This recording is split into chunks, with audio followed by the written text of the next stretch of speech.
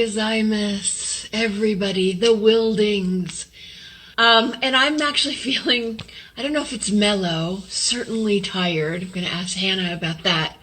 That kind of tired that's just bone weary, on every psychically, spiritually, physically, mentally, emotionally, you name it.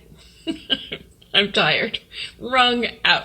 Anyway, but I do have a couple of things to say before we bring Hannah on to discuss a flower of spring. And there was a great song that Claire Van Kampen, Mark Rylance's wife, composed for the last show where he was artistic director of the Globe, The Flowers of Spring, and it's so beautiful. I wonder if it's gettable anywhere. I don't know the answer to that. But anyway, as I was wont to do, I love to do the crush and sniff at the beginning to get you in the habit of doing it.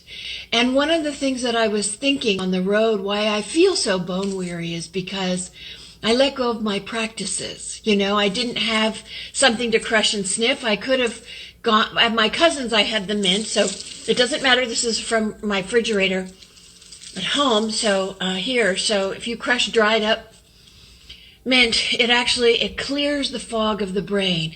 And breathing, it cleanses the organs of the body. And if you add a scent to that, you're kind of upping your game. And I bought this yesterday, so I got parsley in there. Parsley doesn't really smell like anything, but it's so good for you and refreshes the body and cleans up the blood and all of that stuff. And I was dealing, frankly, with a lot of health issues with my mother. And almost a year ago, next week I'll talk about this, but a year ago I got locked down with her in a facility for the elderly. And, listen, guys, we do this for you. Stay healthy. Start now for the length of your life so that you're not in a situation that you might not like. I'll just say that. But anyway, really fresh. The freshness just enlivens the brain and the body. And the reason that we do Shakespeare, and I've mentioned this before, my mother does have dementia, and, Shakespeare is a mindfulness practice. I thought of that. And I tried to get her to memorize some lines. My nephew, who I had tried to get to just learn one line, sleep that knits up the raveled sleeve of care. He's almost got it. He's got one word off. And my mother, I posted this to Tarpon Springs, the sponge capital of the Western world, I guess. And I had her say, "Take you, me, for a sponge, my lord?" Took a lot of rehearsal to get that. Anyway, it's funny, but all of these things are to keep you healthy in mind and body and spirit, and all the things where I feel kind of exhausted today because I didn't keep it up. And I was thinking, wouldn't it be great if you could go to a drive-through McDonald's and say, "Do you have any Shakespeare plans today?" That's my ideal world. Although I have to admit, I did not go to any drive-through McDonald's. I did go to a lot of drive-through Starbucks, though. I don't know what they could do, but I think a Shakespeare drink of some nature would be a good idea. I'll have to think about that. Anyway, so at the flea market, farmer's market, I got these jams yesterday, and I only bought the ones that had all Shakespeare plants in them, of course. This is strawberry, orange, rose, ginger. So strawberry is, the plants in Bishop Ely's garden in Holborn. That's from Richard III. The ginger, the Dauphin says, the color of his horse is the color of the nutmeg and the heat of the ginger in Henry V. Orange is the orange wife in Coriolanus. Rose is all over, Rose by any other name. That's Juliet. Roses have thorns and silver fountains mud. That's Sonnet 107, I think. So, you're packing your brain and your life with a mindfulness practice. Everything that you do is connected to the brain and the body. So I tucked into this one. This is peach cobbler jam. And peach, as I've said before, is in two plays only as colors: peach colored satin in Measure for Measure, and peach colored stockings in Henry IV Part 2. So it adds this extra element to other aspects of your life. So your brain is always firing. Your brain is always having those synaptic connections with what you're putting in your body, see, I feel better already. It was a rough week, and I feel better already because I didn't follow my own advice as much as I should. I did a little bit, but we're going to bring Hannah on. There's one more thing, a cautionary tale about this garlic. Someone sent me a video about garlic. And what do you notice about that garlic? The roots are cut off, and I wish I had an example. But so this thing, I got this at the farmer's market, but this is how you know it's not real farmer's market fare, because they cut the roots off and they import all this garlic from China, and they bleach it and use pesticides that are not allowed here. And it occurred to me, these people have not been at the farmer's market very long, and I got a bunch of stuff, and now I think it's all inauthentic. And other countries, a friend of mine got very, very sick from living next to a basil field in Mexico. She was a caterer, and they put this pesticide on there that's not allowed in America, and she had to move back to California with her mother, and she got sick. So all of these things that they do to your garlic is really really toxic. And so we do this thing to connect, to natural healing, because obviously there was not all these pesticides and chemicals in Shakespeare's day. So I always say Shakespeare is organic and Shakespeare is a locavore. Although obviously they also had a lot of imported stuff. There was a lot of international trade, especially in spices like nutmeg, and mace is part of nutmeg, and cinnamon, which is not in Shakespeare, and what's the other big one? Anyway, ginger. Although I'm sure they could grow ginger there. Anyway, so beware the garlic. Watch that video because it's very scary, and now I will never buy garlic that has its roots cut off, because it's a danger, danger, Will Robinson sign. Anyway, we're going to bring Hannah on to talk about the primrose. Oh, here's the line of the week. This I got from the Heart Journal, because holding the mirror up to nature, and they were talking about theater, which is what that line is about in Hamlet. But I was thinking that we are also the mirror of nature. Actually, I had this really profound idea about it, which I can't remember now. Maybe it'll come back to me talking to Hannah. But holding the mirror up to nature. Hello, Hannah. So nice to see you. And Judy. It has been a long time for both of us. So funny when you come on, and now I look like Kilroy here. Anyway, let's see if I can fix that a little bit. But anyway, so first of all, I know I texted you or messaged you and said, "What do you do about exhaustion?" You said, rest. It really is. I mean, it's, there are lots of things that can make us go faster when we don't need to go faster. And what we actually need to do is just rest. Yeah. And it's the hardest thing in the world to do when, you're exhausted and you're stripped of energy and you've just had a hell of a week. Yeah. But really, it's the kindest thing that you can do, is just to really listen to your body and think, would half an hour sleep on the chair be good right now? And maybe do it if it feels like it. Or even a whole afternoon, or maybe go to bed 2 hours earlier than you ordinarily would. But good sleep and good rest, even if it's just sat with your feet up watching something really silly on television, anything like that. It's being kind to yourself.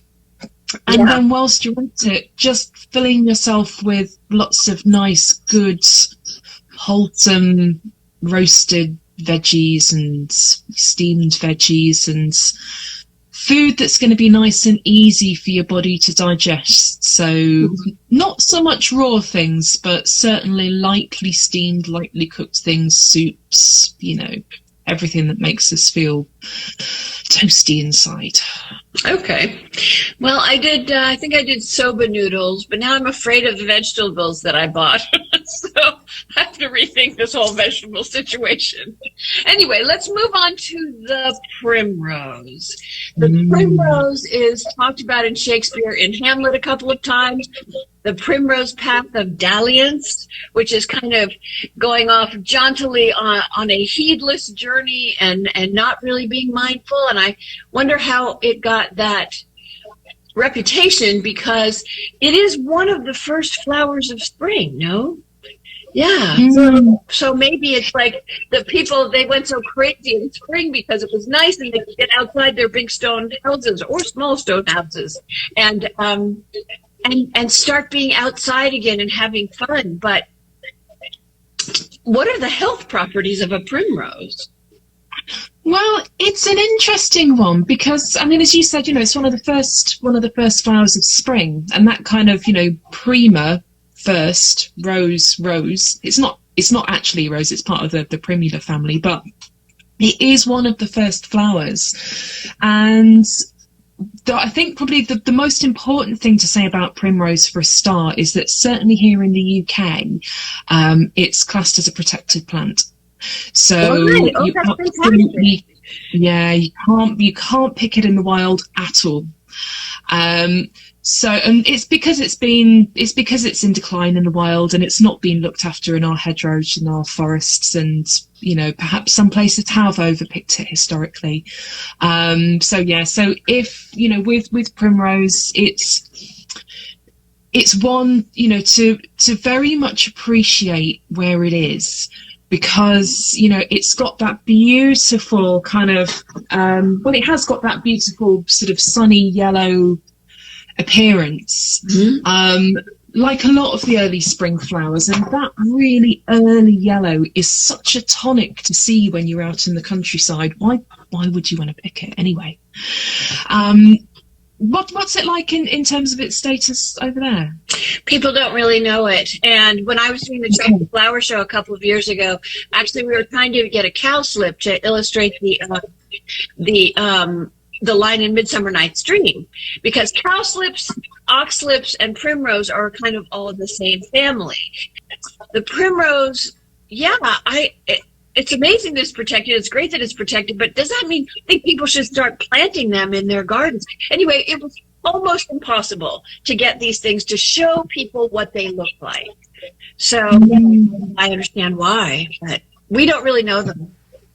Okay. I mean, it's certainly something that will definitely grow in gardens. So, I mean, absolutely, start growing it, because it will be a tonic when it first comes up. But it is not actually something that's used today at all, really.